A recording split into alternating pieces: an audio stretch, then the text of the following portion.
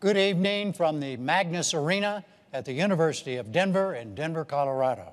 I'm Jim Lara of the PBS NewsHour, and I welcome you to the first of the 2012 presidential debates between President Barack Obama, the Democratic nominee, and former Massachusetts Governor Mitt Romney, the Republican nominee.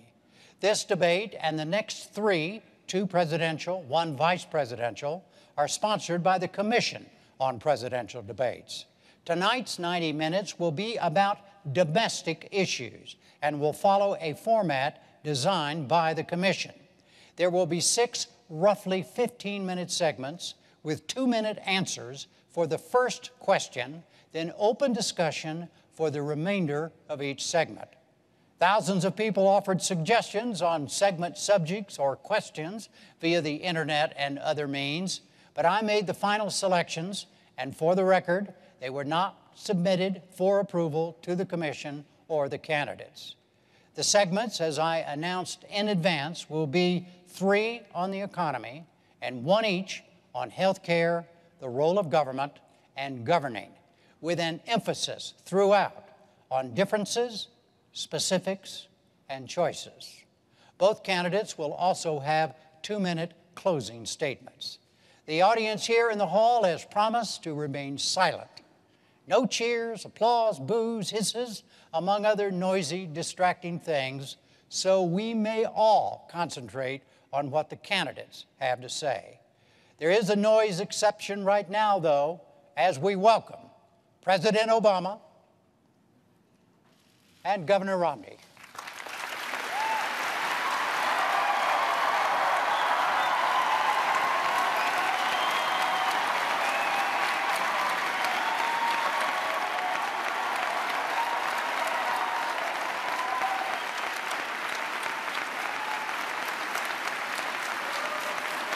Jim.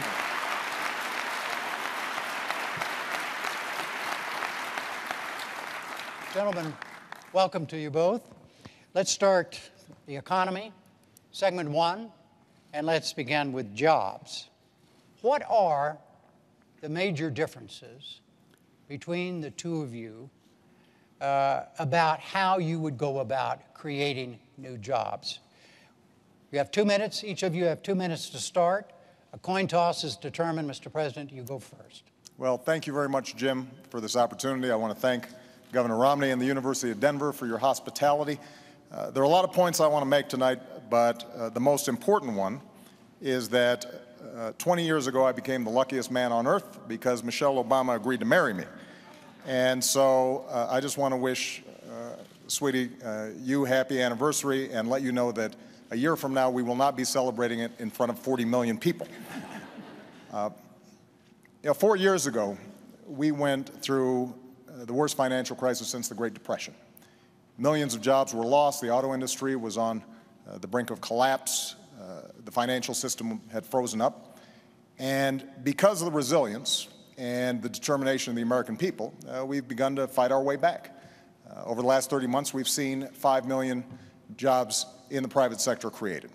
The auto industry has come roaring back, and housing has begun to rise. But we all know that we've still got a lot of work to do. And so the question here tonight is not where we've been, but where we're going. Governor Romney has a perspective that says if we cut taxes, skewed towards the wealthy, and roll back regulations, that we'll be better off. I've got a different view. I think we've got to invest in education and training. I think it's important for us to develop new sources of energy here in America, that we change our tax code to make sure that we're helping small businesses and companies that are investing here in the United States, that we take some of the money that we're saving as we wind down 2 wars to rebuild America, and that we reduce our deficit in a balanced way that allows us to make these critical investments. Now, it ultimately is going to be up to the voters, to you, which path we should take. Are we going to double down on the top-down economic policies that help to get us into this mess, or do we embrace a new economic patriotism that says America does best when the middle class does best? And I'm looking forward to having that debate. Governor Romney, 2 minutes. Thank you, Jim. It's an honor to be here with you, and I appreciate the chance to be with the President. I'm pleased to be at the University of Denver, appreciate their welcome, and also the Presidential Commission on these debates. And congratulations to you, Mr. President, on your anniversary. I'm sure this was the most romantic place you could imagine, here with me. So congratulations. This is obviously a very tender topic. I've had the occasion over the last couple of years of meeting people across the country. I was in Dayton, Ohio, and a woman grabbed my arm, and she said, "I've been out of work since May. Can you help me?" Ann yesterday was at a rally in Denver, and a woman came up to her with a baby in her arms and said, "Ann, my husband has had 4 jobs in 3 years, part-time jobs. He's lost his most recent job, and we've now just lost our home. Can you help us?" And the answer is yes, we can help, but it's going to take a different path, not the one we've been on, not the one the president describes as a top-down cut taxes for the rich. That's not what I'm going to do. My plan has 5 basic parts. 1, get us energy independent, North American energy independent. That creates about 4 million jobs. Number 2, open up more trade, particularly in Latin America. Crack down on China if and when they cheat. Number 3, make sure our people have the skills they need to succeed, and the best schools in the world. We're far away from that now. Number 4, get us to a balanced budget.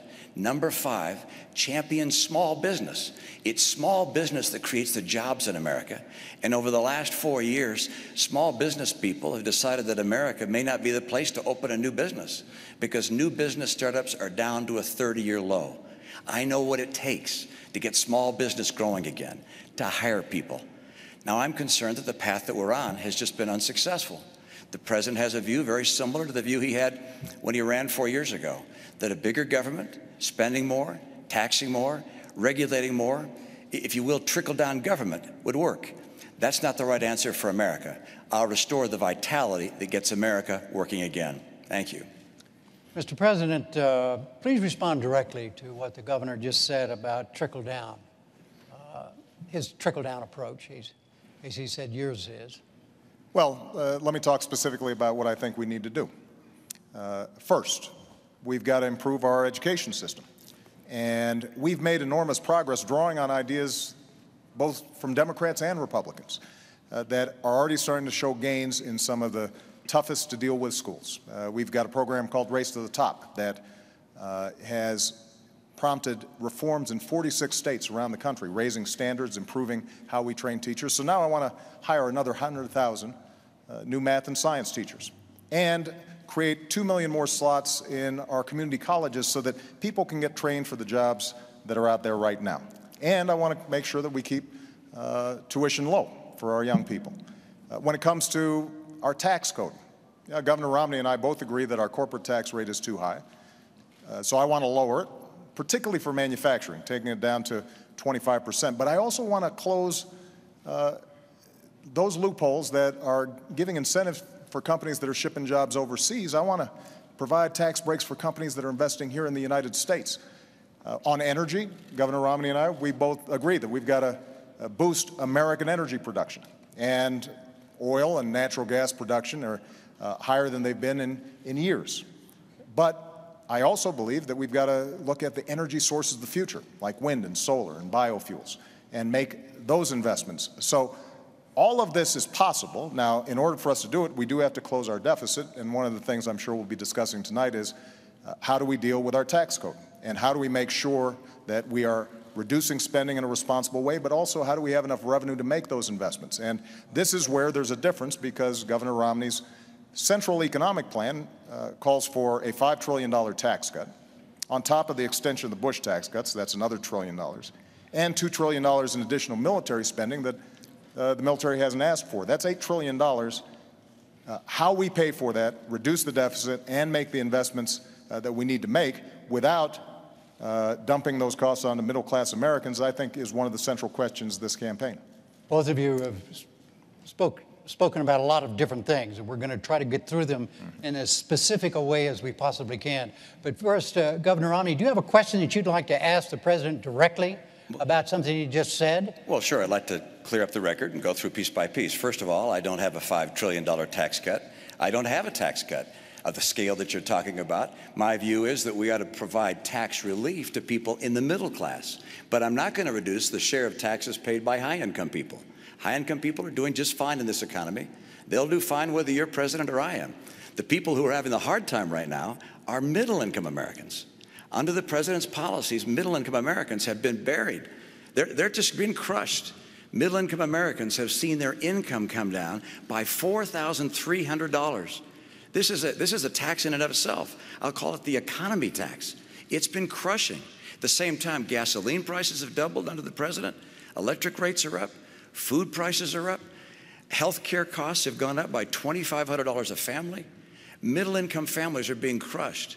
And so the question is how to get them going again. And I've described it. It's energy and trade, the right kind of training programs, balancing our budget, and helping small business. Those are the cornerstones of my plan. But the president mentioned a couple of other ideas I'll just note. First, education. I agree. Education is key, particularly the future of our economy.